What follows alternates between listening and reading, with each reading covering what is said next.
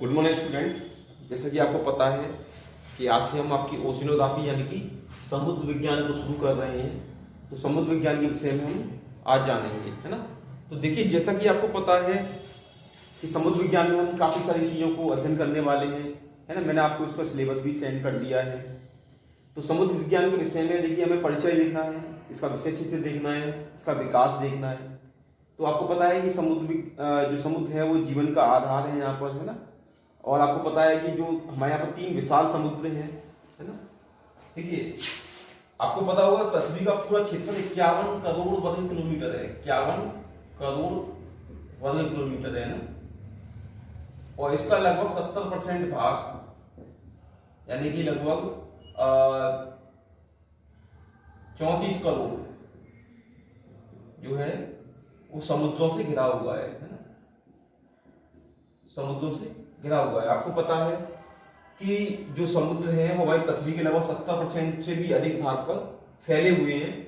तो इन समुद्रों की वजह से ही जो है यहाँ पर कई प्रकार की प्रक्रियाएं होती हैं, मौसमी क्रियाएं होती हैं, है ना। महासागरों में ही सारे क्रियाकलाप होते हैं, है ना। तो देखिए, सुविधा के अध्ययन की दृष्टि से हमने इस पूरे महासागर को, जो इस पृथ्वी के चारों तरफ फैला हुआ है, हमने इस महासागरों को 3 भागों में डिवाइड कर लिया है। प्रशांत महासागर में, है ना, प्रशांत है, अटलांटिक है ना, और हिंद महासागर है। इन तो वो तीनों ही महासागर इंपॉर्टेंट है। तो प्रशांत महासागर है, ये विश्व का सबसे बड़ा महासागर है ना, क्योंकि इसका जो क्षेत्रफल है वो कितना है, 16.5 करोड़ वर्ग किलोमीटर है ना, 16.5 करोड़ वर्ग किलोमीटर। दूसरे नंबर पे आपका आता है अटलांटिक महासागर। अटलांटिक महासागर जो है इसका भी क्षेत्रफल लगभग 8.4 करोड़ वर्ग किलोमीटर है ना। और तीसरे नंबर पे आता है आपका हिंद महासागर, जिसका क्षेत्रफल कितना है, 7 करोड़ 30 लाख वर्ग किलोमीटर है।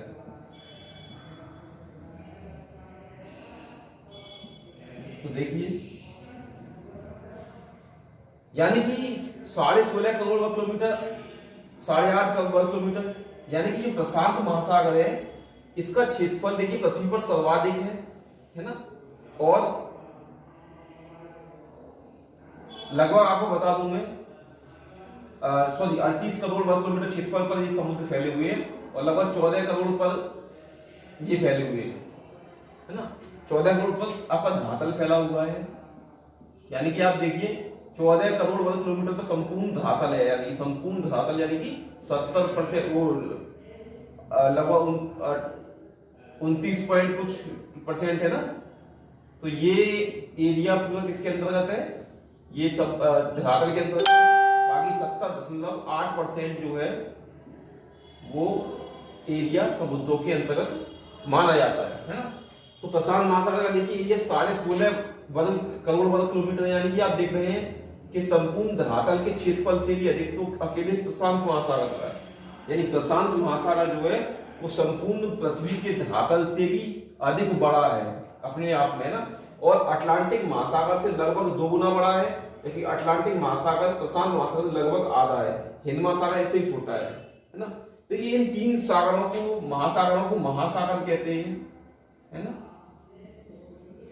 ये संपूर्ण महासागर जो विश्व का महासागर, विश्व महासागर में हम देखिए 3 महासागरों को सम्मिलित करते हैं, प्रशांत महासागर, अटलांटिक महासागर, हिंद महासागर। तो विश्व महासागर का जो औसत गहराई है वो लगभग 3800 मीटर है, परंतु इनकी अलग अलग है। प्रशांत महासागर की है 4246 किलोमीटर है, 4246 मीटर। तो देखिए, इस हर एक समुद्र महासागर की जो है औसत गहराई में पर्याप्त अंतर, परंतु विश्व महासागर की औसत गहराई निकालें हम सभी महासागरों की तो 3800 मीटर निकल के आती है, जबकि जो प्रशांत महासागर 4246 मीटर है, 4200 करीब इसकी है। और सबसे कम आपको बता दूं मैं, जो आपका आर्कटिक महासागर है इसकी केवल 1200 मीटर है बस औसत गहराई, है ना। जबकि इसका क्षेत्रफल मालूम आर्कटिक महासागर कितना है, क्षेत्रफल है इसका लगभग आपका 1.2 करोड़ वर्ग किलोमीटर, है ना, यानी लगभग 1200 वर्ग मील है। तो इस प्रकार से आप देखते हैं कि प्रशांत महासागर विश्व का सबसे बड़ा समुद्र है ना, सागर है। अटलांटिक महासागर उसका आधा है, हिंद महासागर आता है, फिर आर्कटिक महासागर आता है। तो वर्तमान समय में क्या है, ये काफी इंपॉर्टेंट महासागर है और लगभग सभी जो हैं देश क्या है, इन पर अपना आधिपत्य जमाने के लिए प्रयासरत है, क्योंकि देखिए ये एक प्रकार से समुद्रों का महत्व काफी बढ़ता जा रहा है ना। देखिए महासागरों में एक सबसे बड़ी विशेषता ये है कि ये क्या है, हर समय गतिशील रहते हैं, स्थायी नहीं रहते, क्योंकि क्या होता है कि इनमें क्या है, समुद्र देखिए अगर धरातल की बात की जाए, अगर धरातल की हम बात करें तो महासागरों में सबसे अधिक एरिया 70% एरिया को ये घेरते हैं, लगभग पृथ्वी के इतने विशाल क्षेत्र को घेर रहे हैं। इतने विशाल क्षेत्र को घेरने के बाद में अगर हम देखें तो सारी की सारी मौसमी प्रक्रियाएं भी इन्हीं पर ही लगभग संपन्न होती हैं, क्योंकि बड़ी मात्रा में वाष्पन में भी यही योगदान देते हैं, है ना। स्तरों से इतना वाष्पन नहीं होता है जो कि जल चक्र का हिस्सा बनता है। तो जल चक्र का हिस्सा बनने से क्या होता है, यहाँ पर समस्त जैविक प्रक्रियाएं होती हैं, है ना, समस्त क्रियाएं होती हैं, है ना। और देखिए इन सागरों की अपनी अपनी कुछ और भी विशेषताएं हैं, है ना। जैसे जो 20 डिग्री देशांतर है ना, जो 20 डिग्री का देशांतर है, पूर्वी देशांतर है, वो अटलांटिक और हिंद महासागर के बीच में क्या करता है, सीमा रेखा का निर्धारण करता है। 20 डिग्री देशांतर पूर्वी वाला, है ना, ये इसके बीच में सीमा निर्धारण कर रहा है ना। और देखिए इन महासागरों के पास अलग अलग अपने अपने सीमांत सागर भी है ना, और सीमांत सागर भी है, इसके अलावा खाड़ियां भी है ना। तो सीमांत सागरों में कौन कौन से सागर आते हैं आपके, जैसे उत्तरी सागर हो गया, सेंट लॉरेंस की खाड़ी हो गई, है ना, आपका जे बेरिंग सागर हो गया, ओखुटस सागर हो गया, जापान सागर हो गया, है ना। इसके अलावा कई प्रकार की इनमें खाड़ियां भी शामिल हैं, कई प्रकार के इनमें आपके अनूप भी शामिल हैं। तो देखिए ये महासागर जो है वो कई प्रकार से इसमें अपनी विशेषता रखते हैं। इसके अलावा देखिए क्या है, इन महासागरों में देखिए क्षेत्रफल में तो अंतर है ही है, इसके अलावा इन महासागरों की तलीय स्थलाकृतियों में भी काफी अंतर है ना, क्योंकि इनमें पर्वत, पठार, मैदान जैसी जो स्थलाकृतियां धरातल पर पाई जाती है, वही स्थलाकृतियां इन महासागरों में भी पाई जाती है। तो पर्वत है, पठार है ना, समुद्री मैदान है ना, खाइयां है ना। हालांकि हम इनकी जो औसत गहराई है वो हम मानते हैं कि जैसे औसत गहराई 3800 मीटर है, प्रशांत महासागर की 4246 मीटर है, परंतु इनमें भी काफी पर्याप्त विषमता है ना, क्योंकि इनमें पर्वत, पठार, मैदानों को, खाइयों को आसानी से अभी तक जांचा नहीं जा सका है, और इनमें काफी पर्याप्त जो है विषमता रूपी पाई जाती है, विषमताएं पाई जाती हैं बहुत, है ना। एक महासागर से दूसरे महासागरों में, जैसे कि आर्कटिक महासागर है वो 1200 मीटर गहरा है बस, है ना, जबकि ये वाले महासागर है ये लगभग 4200 मीटर गहरे हैं। तो आप देख सकते हैं कि आर्कटिक महासागर इनकी तुलना में काफी कम गहरा है ना। इसके अलावा ये जमे रहते हैं, है ना। तो इसके अलावा उनकी और भी कई विशेषताएं हैं। इन महासागरों का काफी महत्व भी है ना। महत्व क्या है देखिए, है ना, इन महासागरों का क्या है, सामरिक महत्व भी है ना। सामरिक महत्व कैसे है, देखिए विश्व की समस्त जो शक्तियां हैं, जैसे अमेरिका है, रूस है, ब्रिटेन है, फ्रांस है, यूके, ये सब, तो ये चीन है, इन सब में देखिए सभी में क्या है, महासागरों पर आधिपत्य जमाने के लिए होड़ चल रही है ना। हर कोई अपने अपने अधिकार क्षेत्र में आने वाले सागरों को, महासागरों को अपने आधिपत्य में लेना चाहता है। ऐसा क्यों है, ऐसा इसलिए है क्योंकि आपको पता है कि धरातल पर लगभग सभी जो है जो जितने भी आपके संसाधन है वो धीरे धीरे खत्म होते जा रहे हैं, और मानव की बढ़ती आवश्यकताओं की पूर्ति केवल इन्हीं महासागरों से ही हो सकती है। महासागरों में आपको पता है काफी बड़ी मात्रा में खनिज तत्व पाए जाते हैं, रासायनिक तत्व पाए जाते हैं, है ना, और इनकी जो अपने अंदर ही काफी बड़ी मात्रा में तत्व समाये हुए हैं, काफी बड़ी मात्रा में खनिज संसाधनों के भंडार इन सागरों में दबे पड़े हैं, जिनका अभी दोहन होना बाकी है, परंतु पृथ्वी के जो संसाधन है वो धीरे धीरे समाप्त होते जा रहे हैं। तो इनका सामरिक रूप से महत्व इसलिए बढ़ता जा रहा है ताकि इन पर अधिकार करके इनके संसाधनों का दोहन किया जा सके। जैसे कि चाइना, आपने देखा चीन ने, है ना, चीन ने क्या किया है, 9 गैस लाइन बनाई है, 9 गैस लाइन बना करके, और उसने पूरे जो उत्तरी चीन सागर है, जो पश्चिमी प्रशांत महासागर का हिस्सा है, उसमें काफी बड़े भाग पर अपना आधिपत्य को जता रहा है, जिसकी वजह से फिलीपींस से, है ना, और अन्य देशों से उसका तनाव हो रहा है ना। तो ये सब चीजें हैं, है ना। तो ये महासागरों में और भी कई सारी विशेषताएं हैं, है ना, वो हम देखते हैं।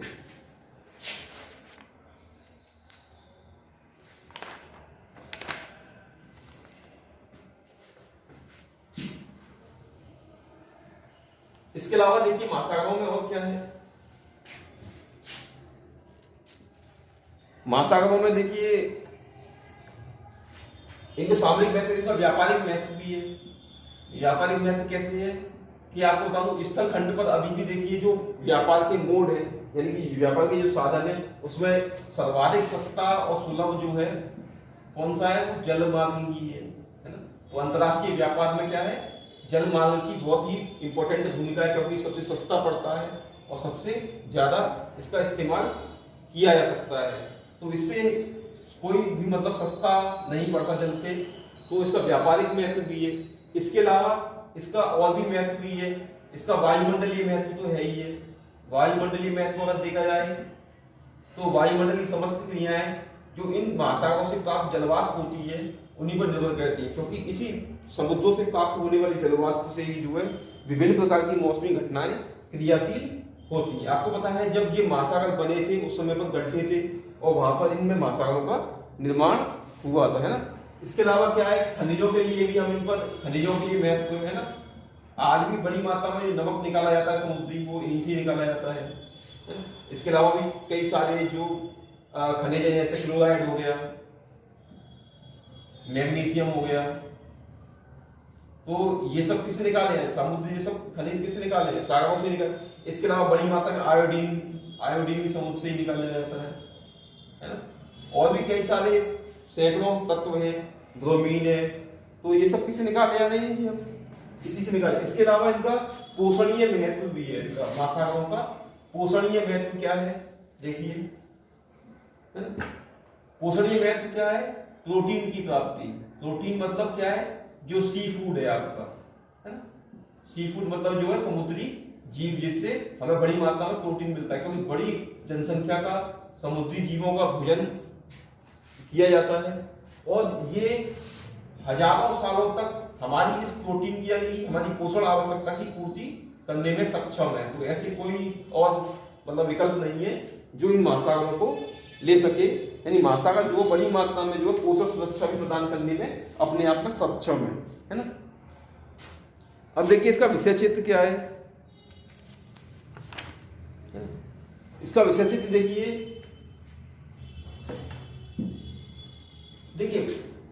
जैसे आपको बताओ, पहले एक भूगोल का विषय क्षेत्र क्या था, जैसे भौतिक भूगोल था, एक मानव भूगोल था, है ना। भौतिक बनाम मानव हुआ था, फिर ऐसे ही इस महासागरीय भूगोल का भी क्या है, काफी मात्रा में विस्तार हुआ है। महासागरीय भूगोल का भी काफी मात्रा में विकास हुआ है और आज यह एक स्वतंत्र रूप से अपने आप में एक स्थापित शाखा बन गई है। स्वतंत्र शाखा के रूप में इसका निर्माण हो गया है और इसका विकास निरंतर हो रहा है, क्योंकि समुद्र में कई प्रकार की क्रियाएं होती हैं, जैसे कि रासायनिक क्रियाएं होती हैं, भौतिक क्रियाएं होती हैं, जिनका हमारे वायुमंडल पर प्रभाव पड़ता है और हमारे पारिस्थितिक तंत्र पर, और यहाँ तक कि हमारी जो आपकी समुद्री जीवन है उसमें भी प्रभाव पड़ता है। तो कई प्रकार से ये चीजें जो है इसको प्रभावित करती हैं, है ना। तो इसी प्रकार से आज जो है महासागरीय विज्ञान के रूप में इसकी शाखा स्थापित हो गई है। इसको हम मेरीन साइंस कहते हैं। तो मेरीन साइंस के रूप में इसमें काफी चीजों का अध्ययन किया जाता है, जैसे कि आपका भौतिक समुद्र विज्ञान, है ना, जैविक समुद्री विज्ञान, है ना, रासायनिक समुद्री विज्ञान। देखिए भौतिक समुद्री विज्ञान में क्या होता है, हम कई प्रकार की प्रक्रियाओं को पढ़ते हैं, जैसे क्या है समुद्र में वाष्पन होना, है ना, समुद्र के अंदर पाए जाने वाले जो तत्व हैं, जैसे क्या है पर्वत, पठार, मैदान है, उनकी भौतिकी के बारे में समझना जानना, है ना। और जो चुंबकीय चीजें हैं, चुंबकीय मापन करना, है ना, और इनके बारे में भौतिक गुणों को जान करके इन समुद्रों का अध्ययन करना, जिससे कि हम इनकी बारे में और ज्यादा गहराई से पता लगा सकें, है ना। और देखिए भौतिक के अंतर्गत जो है वायुमंडल और समुद्रों के बीच में जो समुद्र की सतह है उसके बीच में होने वाली क्रियाओं का, जो वास्तविक क्रियाएं होती हैं उससे और अन्य क्रियाओं का प्रभाव होता है, तो वो भी भौतिक समुद्र विज्ञान के अंतर्गत अध्ययन की जाती है। इसके अलावा रासायनिक समुद्र विज्ञान में आपको पता ही है कि विभिन्न प्रकार के रसायन जो है वो घोल रूप में खनिज जो है वो समुद्र के जल में पाए जाते हैं। तो घोल रूप में जब ये खनिज पाए जाते हैं तो इन घोल रूप के जो खनिज होता है इनका समुद्र के जैविक पर्यावरण पर काफी प्रभाव पड़ता है ना, क्योंकि विभिन्न प्रकार की जैविक क्रियाएं जो है उस रासायनिक संगठन से, यानी कि जो जल में घुले हुए लवण है उनसे प्रभावित होती है। जैसे कि अगर मान लीजिए समुद्र में नमक की मात्रा बढ़ जाती है तो नमक की मात्रा बढ़ने पर क्या होता है, इसका यहाँ पर जो आपकी जैविक पारिस्थितिकी है समुद्र की उस पर काफी दुष्प्रभाव पड़ता है। तो इसके भी जो है रासायनिक क्रियाओं का भी अध्ययन किया जाता है। पृथ्वी के समुद्रों की विभिन्न गहराइयों से जल के नमूने लिए जाते हैं और प्रत्येक नमूने की जांच की जाती है कि उनमें रासायनिक संगठन कैसा है और उनमें क्या परिवर्तन आ रहे हैं। तो रासायनिक रूप में भी इसका अध्ययन किया जाता है। इसके अलावा क्या है, जीव विज्ञान के रूप में भी इसका अध्ययन, जैविक रूप में भी। तो समुद्र में देखिए असंख्य प्रकार के जीव जंतु पाए जाते हैं, विभिन्न प्रकार की मछलियां पाई जाती है, सरीसृप पाए जाते हैं, है ना, सूक्ष्म जीव भी पाए जाते हैं। सूक्ष्म जीव से लेकर के विशाल जीव तक समुद्रों में ही मिलते हैं। आपको पता है सबसे पहले जो जीवन की उत्पत्ति हुई थी वो समुद्रों में ही हुई थी, है ना। सबसे पहले जीवन की उत्पत्ति कहाँ हुई थी, एक कोशिकीय जीव के रूप में, वो समुद्रों में ही हुई थी जीवन की उत्पत्ति, है ना। और देखिए यहाँ पर छोटे छोटे जो प्राणी से, जैसे क्या कहते हैं, पादप प्लवक कहते हैं, पादप प्लवक कहते हैं, फाइटोप्लैंक्टन कहते हैं इंग्लिश में।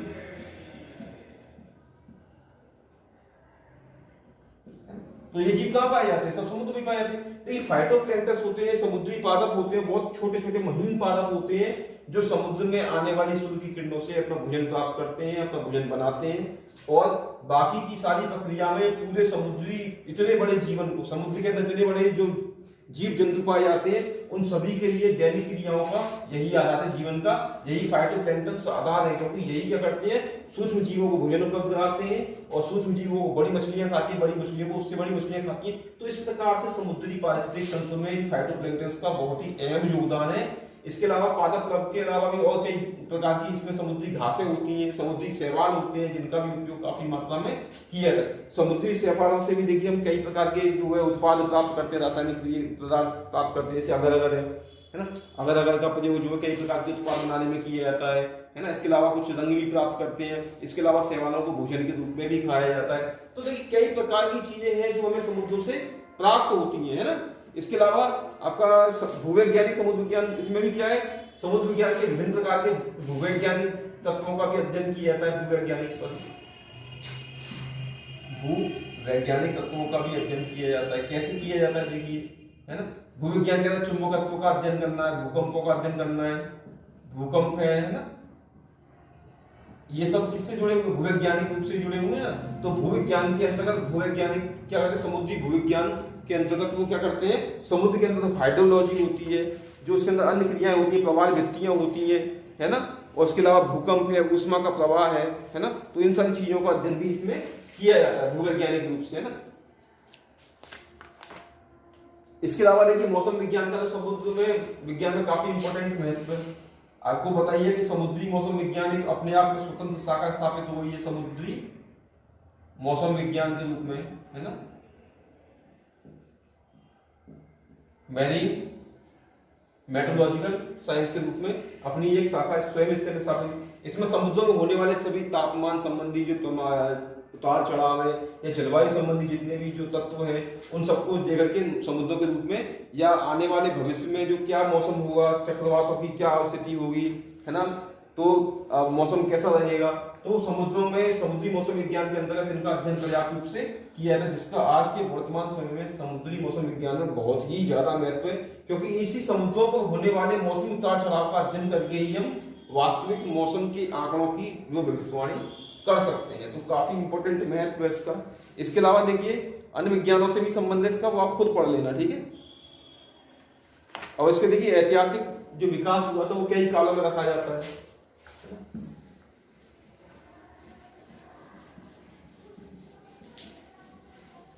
समुद्र विज्ञान का देखिए चीन संवत काल में रखा जाता है, चीन संवत काल, है ना, यानी प्राचीन काल में रखा जाता है इसका समुद्र विज्ञान का विकास।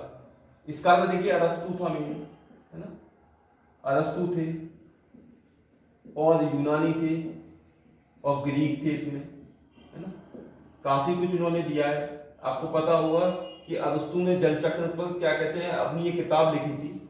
उसने उस किताब में लिखा था मेट्रोलॉजिका। क्या नाम थी किताब को? मेट्रोलॉजिका। इस किताब में उन्होंने जल चक्र के बारे में विवरण दिया है कि कैसे जल चक्र जो है पृथ्वी पर उत्पन्न होता है, कैसे पैदा होता है। और आज से कब दिया था उन्होंने? काफी टाइम पहले दे दिया था, है ना। हालांकि अरस्तु से भी पहले एक व्यक्ति थे अनक्सागोरस, एक व्यक्ति थे अनक्सागोरस। इन्होंने इस प्रणाली की ओर, जल चक्र की प्रणाली की ओर सबसे पहले विवरण दिया। कब दिया था? ये दिया था आपको 500 से 428 बीसी में। 500 से 428 बीसी में ही ईसा पूर्व यानी कि इसका विवरण दे दिया था इन्होंने। जल चक्र की ओर इन्होंने संकेत किया था। परंतु अरस्तु ने वास्तविकता में इस पूरे जल चक्र को अपनी किताब मेट्रोलॉजिका में काफी डिटेल में समझाया है। तो देखिए उस टाइम पर ही, आज से लगभग 2-2.5 साल पहले ही समुद्र विज्ञान के क्षेत्र में ये अरस्तु ने काफी काम किया है। किताब ही लिख दी थी पूरी अपने आप में। इसके अलावा हेरोडोटस थे, हेरोडोटस ने भी काफी सारा काम किया है ना। पाइथियस थे, एक एरेटोस्थनीज थे जिन्होंने भी काफी काम किया है ना। एरेटोस्थनीज का तो आपको पता ही होगा कि उन्होंने पृथ्वी की परिधि की गणना की थी और कितनी बताई थी? 40,000 किलोमीटर बताई थी, है ना। और आज के डेट में जो नापी गई तो 40,032 किलोमीटर बैठी। तो देखिए बिल्कुल नगण्य अंतर है इसमें। तो उस समय 2.5 साल पहले भी एरेटोस्थनीज ने वास्तविकता रूप में पृथ्वी की परिधि का मापन कर दिया था, है ना। तो बहुत सारी चीजें इसी बार डार्क एज आया था, चिर संवत काल के बाद में डार्क एज आया था, अंधा युग कहते हैं। अंधा युग में आपको पता है अधिकांश क्षेत्र पर तुर्कों का अधिकार हो गया था यूरोप के। तो तुर्कों ने क्या किया था? अपने धार्मिक मान्यताओं के सामने जो वैज्ञानिक मान्यताएं थी उनको रद्द कर दिया था। तो इस युग में कोई खास कोई खोज वोज नहीं हुई और काफी विचित्र मानचित्र बनाए गए जो कि केवल कल्पना पर, पूरी बात पर आधारित थे। आपको पता होगा कि पृथ्वी का मानचित्र बनाया था, इसमें केंद्र में क्या है, जो एक पवित्र स्थल को रख दिया था और चारों तरफ सागर को रख दिया था। तो इस प्रकार के पृथ्वी के मानचित्र बनाए गए जो कि औचित्यहीन थे, है ना। इसीलिए इसको अंधा युग कहते हैं, क्योंकि ये वैज्ञानिक धरातल पर आधारित ना होकर के केवल कल्पना के आधार पर बनाए गए थे, है ना। इसके बाद फिर खोज का स्वर्ण युग आया था, है ना, जिसको क्या कहते हैं? The golden age of discovery कहते हैं। खोज यात्राओं का युग भी कहते हैं। उस काल में काफी बड़े बड़े स्थलों की खोज की गई थी, है ना। जैसे कि अमेरिका जो कोलंबस था वो गए थे, है ना। कई सारी जो यात्राएं हुई थी, इसमें सबसे ज्यादा योगदान देखिए स्पेन का जो महाराज था उसका नाम क्या था? Henry the navigator. उसने कई सारी यात्राओं को प्रारंभ किया था। उसने कई सारे मतलब क्रिस्टोफर कोलंबस उसने कई सारे मतलब जो लोगों को भेजा था यात्रा पर, है ना। सबसे पहले बार्थोलोम्यू डियाज गया था जो अफ्रीका का कोई चक्कर ला गया था। उसके बाद वास्को डी गामा गए थे 1498 में, है ना। तो वास्को डी गामा के बाद फिर कई सारे गए थे। क्रिस्टोफर कोलंबस भी गए थे 1492 में। क्रिस्टोफर कोलंबस कहाँ पहुंच गए? भारत की खोज करने गए थे, जबकि पीछे पश्चिम में कहाँ पहुंच गए थे? पश्चिम में अमेरिका की खोज कर ली थी इन्होंने, है ना। इसके बाद देखिए कई सारे गए थे, इसके बाद भी बहुत सारे, है ना। वैसे मैगलेन है जिन्होंने पूरे संसार का चक्कर लगा दिया था। तो ये सब आप इसको अध्ययन में इसमें करना है। तो ये इसका विकास हुआ है चिर संवत काल में और अंधा युग में, और उसके बाद मध्यकाल में, फिर आधुनिक काल में आप इसका विकास लिख सकते हैं। मैं आपको पीडीएफ के रूप में दे दूंगा। धन्यवाद।